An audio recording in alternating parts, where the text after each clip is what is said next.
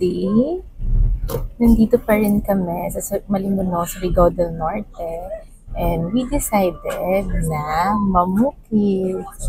Pupunta kami today sa bukid ng pinsan ng aking husband. So, let's check later kung anong magagawin namin sa bukid. The next day, hindi natuloy ang bukid day namin yesterday. And today, kami nag-decide, hopefully, sana matuloy na ang ating bukid day. So, naisip namin na mag-swimming muna dahil wala kaming ligo. So, let's go to the beach. And after that, tingnan natin kung matutuloy pa rin ang ating pagbubukid. So, tara na! Let's go, guys! Magsasaya tayo.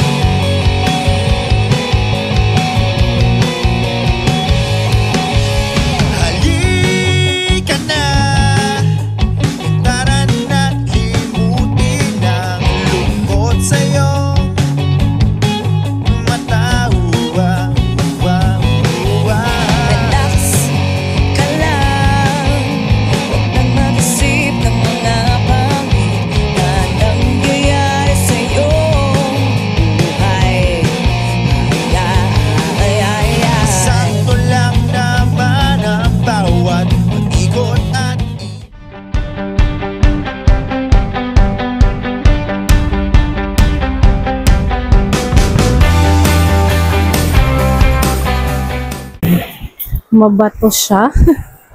Mahirap maglakad. Dito kami magsuswimming ngayon. So, ayan. Magsuswimming kami dito sa batuhan. Medyo mabato dito. Mahirap maglakad.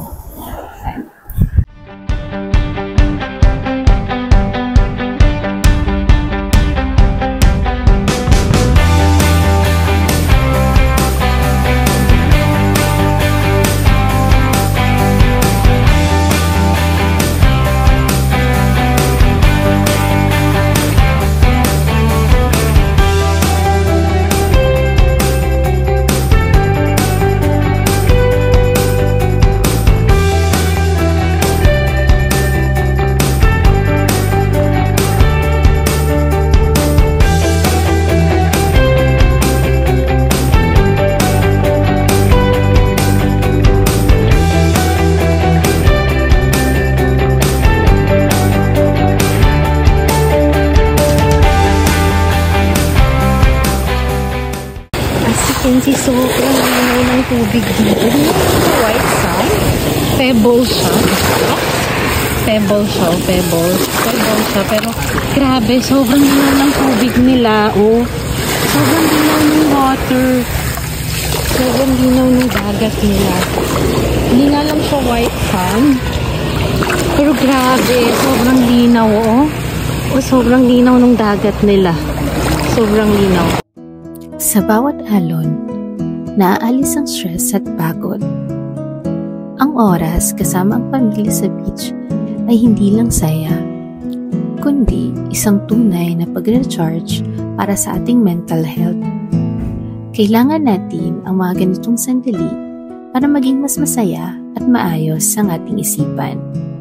Nakakatuwang isipin kung gaano kalakas ang pwersa ng kalikasan sa pagpapalakas ng ating diwa. Habang naglalakad sa buhangin, dama mo ang saya at ang kapayapaan na dulot ng simpleng mga bagay. Ang hangin, araw, at tawanan ng pamilya. Kaya huwag kalimutang i-prioritize ang ating mental health. Maglaan ng oras para sa mga mahal sa buhay, maranasan ang mga simpleng kasiyahan at yakapin ang bawat sandali. Sa mga ganitong pagkakataon, matututo tayong pahalagahan ang ating sarili. A few moments later. Ligo time! So, tinry ko yung simple way kung paano usually maligo sa probinsya. Mas nakaka-enjoy sana to sa tupod. Sobrang sarap maligo sa tupod. Na-try ko na yun before nung nawalan kami ng tubig sa Osamis.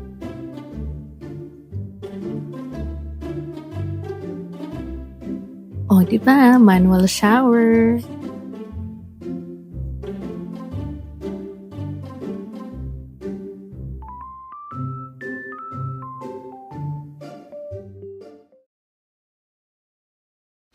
Finally, tapos na rin makapag-ayos. And dyan, naisip ko na hindi pala appropriate yung suot ko para sa bukid. Let's check kung matutuloy talaga ang bukid natin today.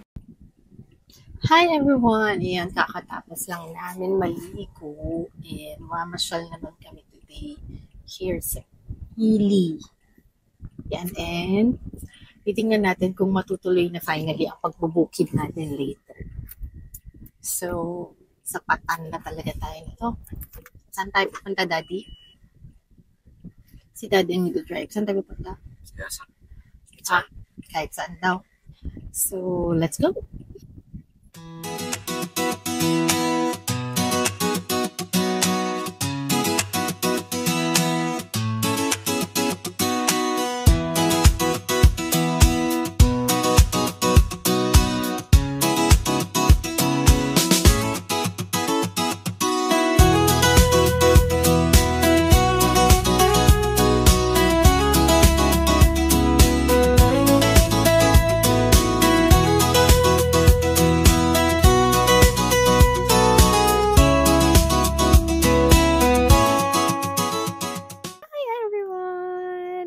Finally, natuloy na din ang ating pagbubukid. So, we're here na. Sobrang ganda ng mga flowers here. Itong bukid na to ay sa pinsan ng husband ko. So, sobrang ganda dito. Tahimik lang and walang ibang sasakyan na dumadaan dito. So, let's explore this. Let's go!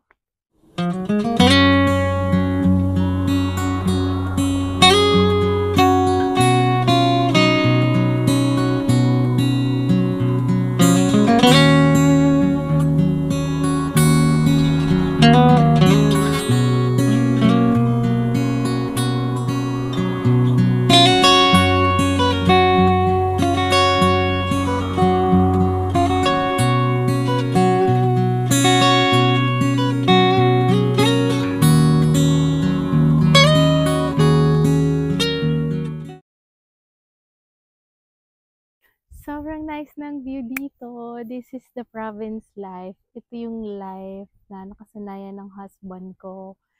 And sobrang tahimik. Parang titigil yung mundo mo. Sa sobrang tahimik niya, maririnig mo lang yung mga animals na nandito, ibon, even yung baboy, maririnig mo. Lalo na yung birds. Ang sarap sa pakiramdam na marinig yung ibon. Yan, yung mga hayop lang talaga maririnig mo. Ang peaceful ng pakiramdam dito. And mayroon tayong sea of coconuts here na view. Napakaganda niya tingnan.